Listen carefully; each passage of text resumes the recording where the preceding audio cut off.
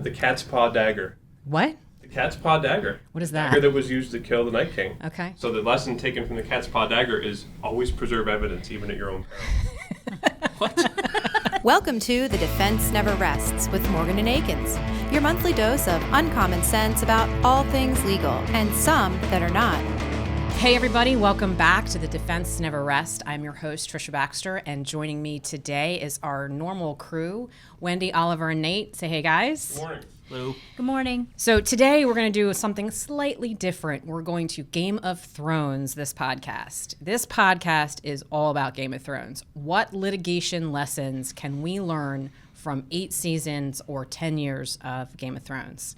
But before I do that, this is our 4th episode. I've never really introduced these guys officially besides their name and say hi. But I don't want to do it the normal, boring, so-and-so's been a super lawyer for 4 years. We're going to do intros of these guys, Game of Thrones style. And if you are a fan of Game of Thrones, you know exactly what I'm talking about. Every time somebody walks in to meet Khaleesi, there is a laundry list of her titles that goes through. If I can air it, I will. But for today, we're going to do an intro for these guys, Game of Thrones, and I'm going to get right into it. And we're going to start with Wendy. Now, what I did for this is these guys don't know what their intros are. I asked their significant others to write up something, and then we gave it to the staff, and the staff put their input in. So this is the first time that these guys are hearing their Game of Thrones intros. Cannot wait. All right, so for Wendy of House Smith, Queen of Willow Grove, Delco, and Philly, Protector of the Courtroom, Lady Regent of Kim Dynasty, Defender of the Trains of Southeastern Pennsylvania, and Warrior for the House of Dignity. Whoa. Oh. What do you think of that? Grand. I like it. Very cool. Good job, guys. All right, so next one, my intro for Oliver. This should be interesting.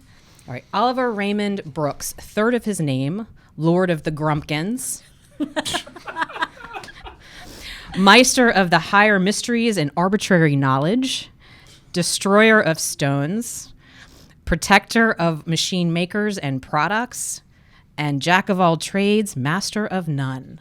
Oh, Wow. that's hard. What is the Destroyer of Stones? You're breaking balls all the time. Oh. Come on, you didn't pick up on that? Oh, that one right over my head. All right, well, It's a family program. We didn't think that way. yeah, but Grumpkins. Yeah. Yeah, that's kind of true, right? That sounds like something Nate would have I didn't write these. Yeah, this was your paralegals that probably worked. had a little bit of say in it, I would guess. No, he didn't see. None of these guys saw it. I'm not looking at this. I don't. And you know what? I didn't edit any of them. This is all the original from significant others and staff. All right, so Nathan Bolander, Hand of the Queen, L of House Sunshine, Head of the House of Words, First Son of Robert, Prince of Sass, Whoa. Protector of Nipa and Master of Drones, Okay. Father of Wolves. Ooh, snaps. Yeah, I think Elle wrote most of that. Prince of Sass. Yeah, That's what you go by on the weekends, Yeah. too. I think that's what you're known for here, right? Being Yeah, sassy? That's basically it. Yeah, that's the beginning of the list. Yeah. All right, well, Is so that Is that an L or a paralegal? I don't know. I didn't see who contributed either part. I don't remember. I think that was paralegal. Okay. So that says a lot about what people think of you here. So I love Wendy's, though. Protector of the Courtroom. Damn right. That's a definite Brian. Yeah, I Thing. think so. I saw it. Yeah, Brian, you said, had a lot of fun with it, right? Oh, he made edits and then re-edits until he finally wanted to rewrite it perfect for you. Well, he did a great job. So with that, these guys are full of personality and they are awesome lawyers. And I hope that Game of Thrones style intro says a little bit of that. All right, so moving on, most everyone in this office are Game of Thrones fans. We had a Game of Thrones death pool. I don't even know who won, but won. yeah, in the office where you got points for who died or who turned into a White Walker or who stayed alive. So we thought it'd be fun to take our knowledge of Game of Thrones and distill it to some litigation lessons. So I'm going to throw it out to you guys. I asked everyone to come up with 1 or 2, and I'll start with Nate since you're probably the second biggest Game of Thrones fan here. Okay. The first thing I thought of was contracts always matter. And we didn't find this out until, I think, season 7, but this happened well before the start of season 1. Ned Stark accepted the offer of his sister Lyanna Stark to protect Aegon Targaryen, who was Jon Snow. And on her deathbed, I think she had a child out of wedlock with Rhaegar Targaryen, if I'm right. And this war was going on, and Ned Stark was visiting his sister Lyanna, and she said, promise me you'll protect him. And Ned Stark accepted her offer. That kicked off a lot of things that happened in the Seven Realms. And this baby became Jon Snow. He brought Jon Snow back to Winterfell. Catelyn Stark was super pissed. That fractured their relationship. It mattered in the relationship with the rest of the Starks. And of course, later on, Jon Snow learns his real identity. That creates a rift between he and Khaleesi, and may have led to her death. So from start, well before the first season to the end episode of the last season, the contract kind of controlled everything. And we find out in a lot of our cases that look to the contracts first as the responsibilities of the parties. And if Ned had not honored that contract, there would be no Game of Thrones. There would be nothing. Right? Yeah. Exactly. So contracts always matter. I like it. Yep. I like it. All right, Oliver, what about you? I know like 1% of what you just said. For once, it's the first time I've done it. I guess the lesson I could pull out is don't put too much stock in any one asset of your case. Don't make your entire product's case hinge on one expert. Don't make your entire liability defense hinge on one witness. Just like the Khaleesi sort of had this precipitous downfall after one of her dragons is killed by, one White Walker throwing one sharp piece of ice. I hear some sarcasm in there. And secondly, whatever you put out there can be turned against you. Sun Tzu says a pound of plunder is worth 3 carried into battle. So if you're going to lay something out before the court, be sure that they can't take it and flip it on you. Good lesson. All right, I like it. All right, Wendy, what about you? What do you have? Know your jurisdiction.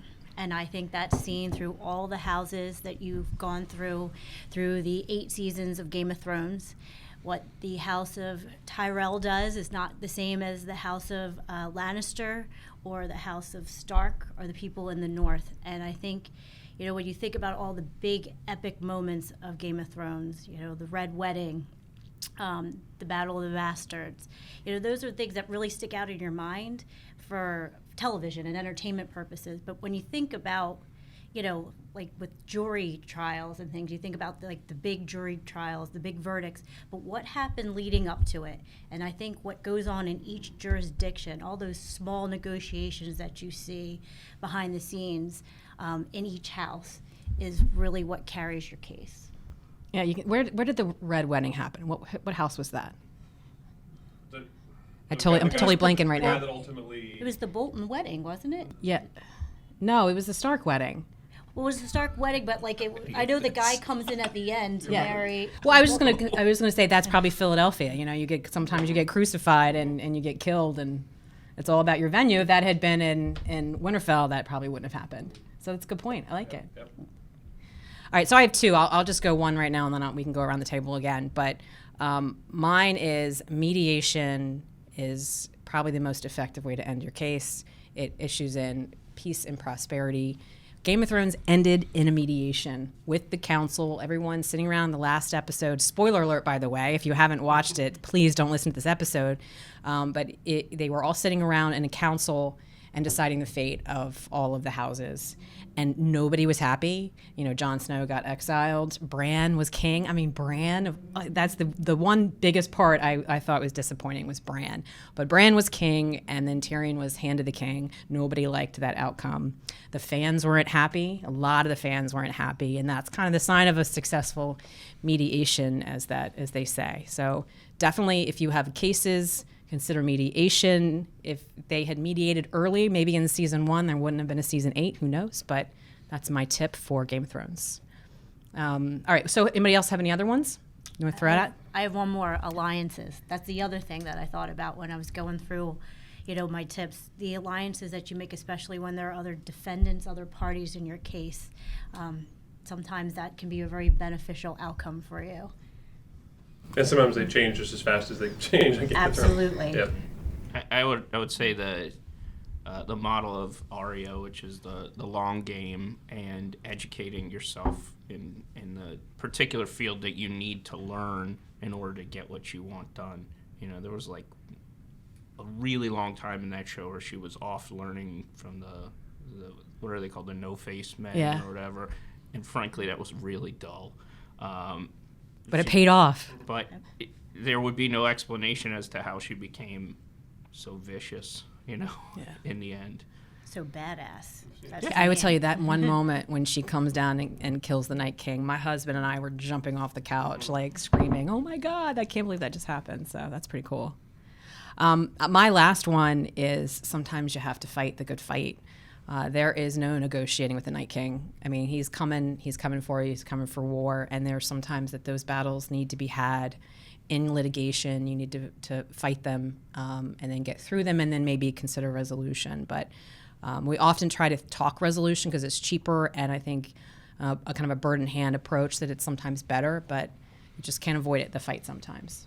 So those are mine. What, do you have any more? Just one more. Okay. The cat's paw dagger. What? The cat's paw dagger. What is that? Dagger that was used to kill the Night King. Okay. So the lesson taken from the cat's paw dagger is always preserve evidence, even at your own peril.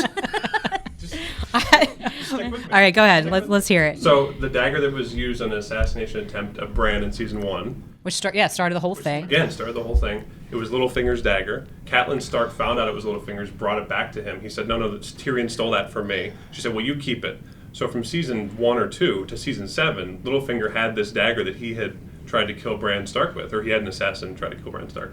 He kept it. He gives it back to Bran as a sign of goodwill when he goes back to Winterfell. Bran gives it to Arya. Arya kills Littlefinger with it.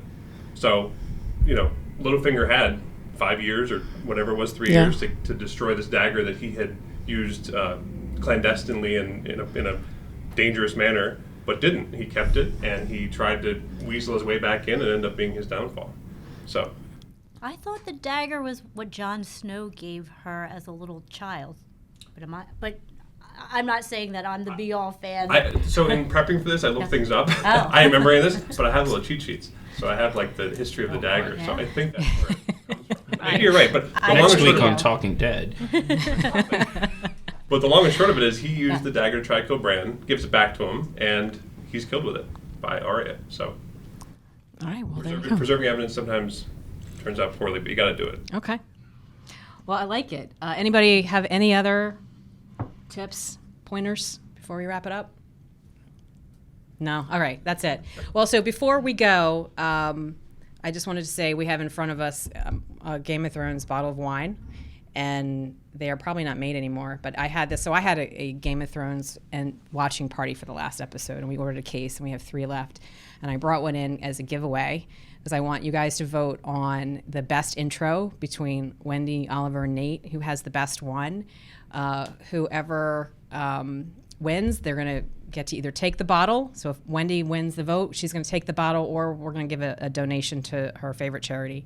So if you guys like the episode, like the intros, comment in the comments who you think had the best intro, and we'll do a little giveaway. But I appreciate you guys coming here. We just do a little bit of some fun things with pop culture.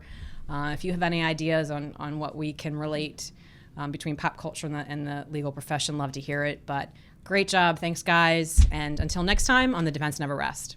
See you. Bye. Thanks, everyone.